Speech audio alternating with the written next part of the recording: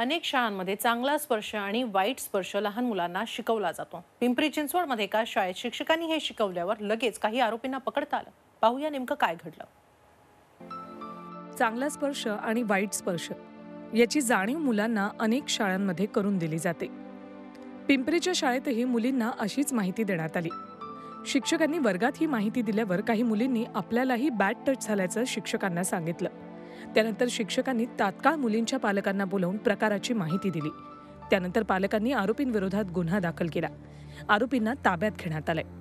Victim मुली ज्या आहेत त्या वयाने कमी आहेत आणि त्याचबरोबर आरोपी सुद्धा ज्युवेनाइल ऑफेंडर्स आहेत। ज्या पद्धतीचं ट्रेनिंग लहान मुलांना दिलं जातं, प्रशिक्षण लहान मुलांना दिलं जातं आणि त्याच्यातून चांगलं काय वाईट काय या गोष्टी त्यांना शिकवल्या जातात, त्याचा निश्चितपणे फायदा होतो। या घटनेनंतर पालकांनी शाळेचं आणि शिक्षकांचंही कौतुक केलंय। अशा पद्धतीनं सर्वच शाळांमध्ये हे शिक्षण दिलं तर त्याचा नक्कीच फायदा होईल असा विश्वास पालक व्यक्त करतात।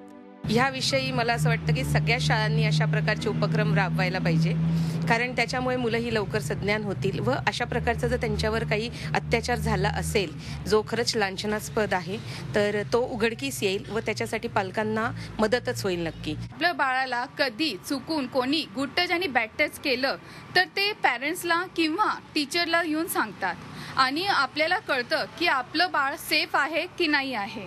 एवढं आपल्याला म्हणजे त्यांना मनामध्ये भीती नसते, कारण की त्यांना कळतं की आपल्याबरोबर काहीतरी चांगलं घडते की बॅड घडते।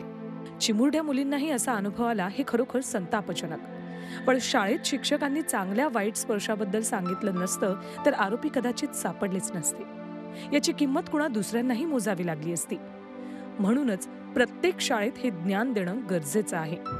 पालकांनीही घरात मुलांना हे शिकवणं जरुरी आहे। पिंपरी चिंचवडहून कैलासपुरीसह bureau report, Zee media, Mumbai. Zee 24 तास रहा एक पाऊल पुढे।